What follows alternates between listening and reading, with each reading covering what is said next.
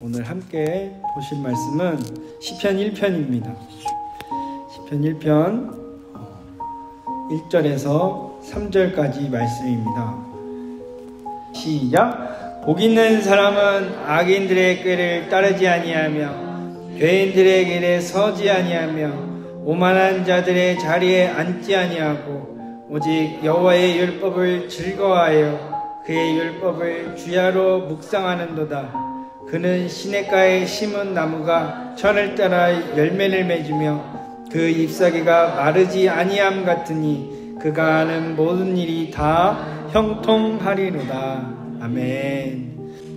네, 오늘은 시편 1편 1절에서 3절의 말씀으로 한번 따라해 볼까요? 행복. 성공자의 길. 네, 라는 제목으로 말씀을 드립니다. 여러분께서는 어떤 사람이 성공자라고 생각을 하시나요? 또 이렇게 질문을 드려볼게요. 무엇이 성공자의 길일까요? 졸업하는 사람? 졸업하는 길? 돈 많은 사람? 돈 많이 얻는 길? 건물이 있는 사람? 건물을 갖는 길? 대상 받은 사람? 대상을 받는 길, 노벨상 받은 사람, 노벨상을 받는 길, 네, 이 모든 것들이 성공자라고, 성공자의 길이라고 말할 수 있습니다. 그렇다면 축복은 무엇일까요?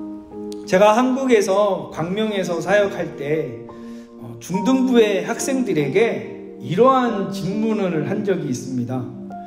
축복을 하면 떠오르는 것이 무엇인가요? 라고 대답을 했더니 조용했습니다.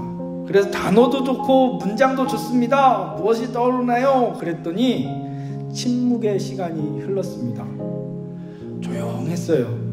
그래서 제가 다 괜찮으니까 마음의 문을 열고 한번 말해보세요. 그러니 작은 목소리로 저쪽에서 돈 이러는 겁니다. 그러는 학생이 있었고, 또 축복이 뭘까요? 그러니까 공부 잘하는 거요. 또 한 친구가 뭐든지 잘하는 거요 라고 대답을 했었습니다.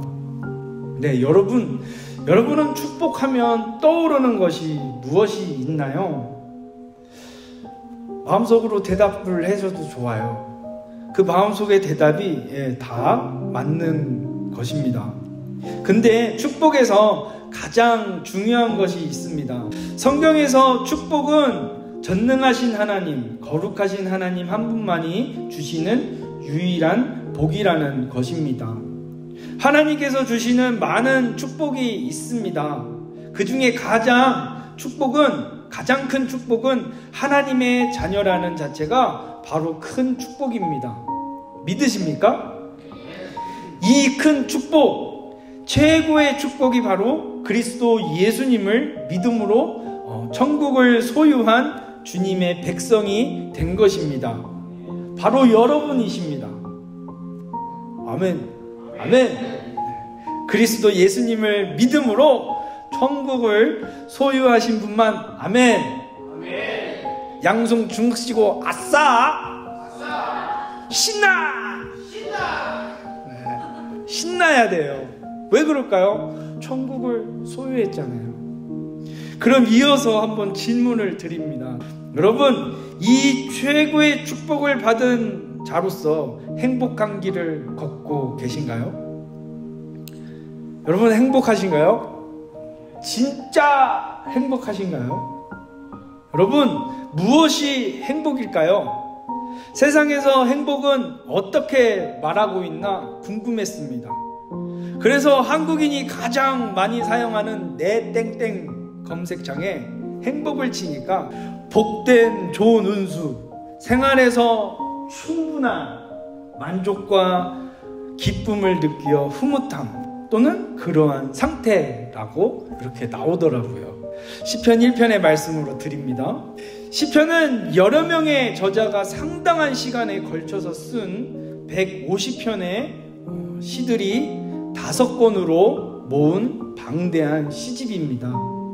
각각 시들이 갖는 내용과 형식, 표현 등이 너무 다양해서요, 시편은 이런 이야기를 하는 책이라고 설명하기가 어렵습니다. 그럼에도 불구하고 시편이 성도가 살아가는 삶의 안내서라면 시편 1편은 시편 전체의 안내서 역할을 한다는 것입니다. 그 이유는 시편 1편에 사이다처럼 속 시원하게 말씀해주고 있는 두 갈래 인생길, 복 있는 사람은 이러하다로 시작하는 1절에서 3절의 복된 인생과 악인은 그렇지 않음이여 라고 시작하는 4절에서 5절의 망하는 인생의 차이점이 시편 전체의 바탕에 깔려있기 때문입니다. 그럼 여러분께서는 시편하면 떠오르는 것이 무엇이 있나요? 여러 가지가 있는데 문장으로 생각해 보니까 진심 어린 감정의 모든 인생이 담겨 있다라고 개인적으로 문장을 지어 보았습니다. 그럼 단어는 어떤가요? 단어 너무너무 많더라고요.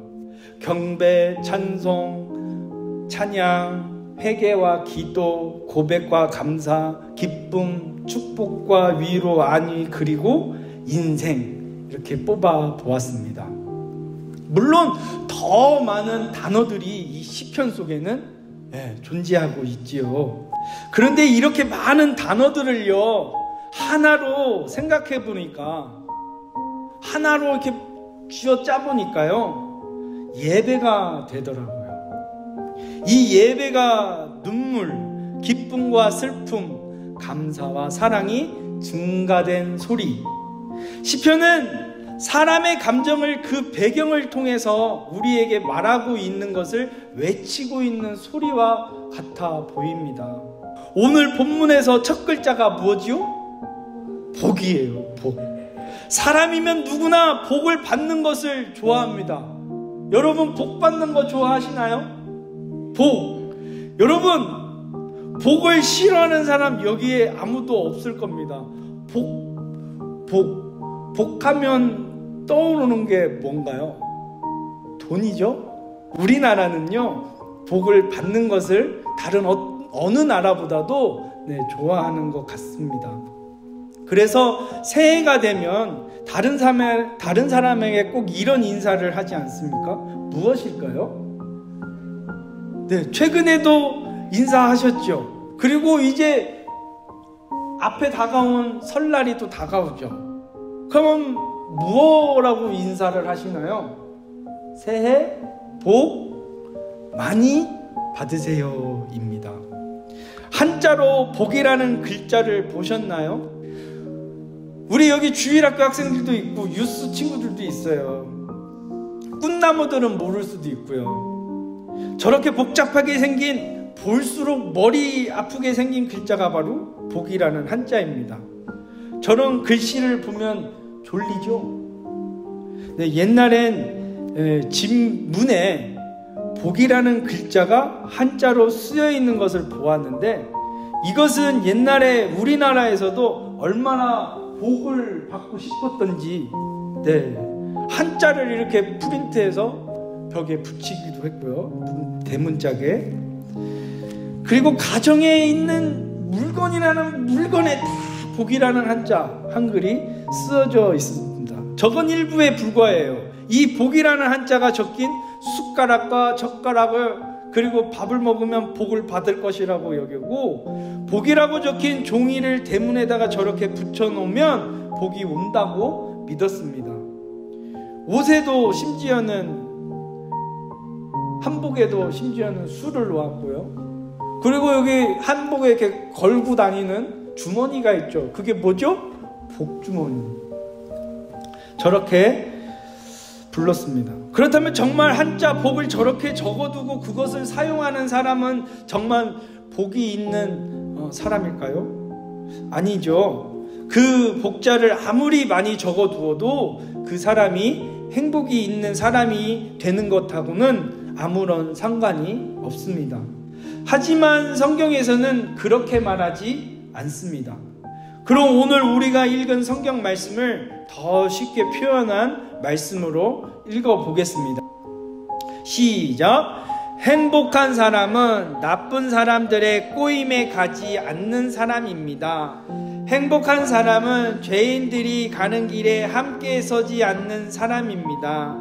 행복한 사람은 빈정대는 사람과 함께 자리에 앉지 않는 사람입니다. 행복한 사람은 오로지 여호와의 가르침을 즐거워하고 밤낮으로 그 가르침을 깊이 생각합니다. 행복한 사람은 마치 시냇가에 옮겨 심은 나무와 같습니다. 계절을 따라 열매를 맺고 그 잎새가 시들지 않는 나무와 같습니다. 그러므로 그가 하는 일마다 다 잘 될 것입니다. 아멘. 우리가 알아야 할 것은 복이 있는 사람, 그러니까 행복한 사람은 세 가지의 행동을 하지 말라고 말씀합니다. 첫 번째는 나쁜 사람들의 꼬임에 가지 않는 사람. 두 번째는 세상이 행동하는 일에 서지 않는 사람입니다. 그리고 세 번째는 다른 사람에 대하여 비웃는 태도로 놀리거나 나쁘게 행동하는 사람들과의 자리에 어울려 앉지 않는 사람입니다. 반대로 이 세 가지를 하지 않는 사람, 거절하는 사람이 성경은 복 있는 사람이라고 말씀합니다. 쉽게 말하면요, 이 세 가지에 대하여 뭐죠? NO 하는 사람입니다.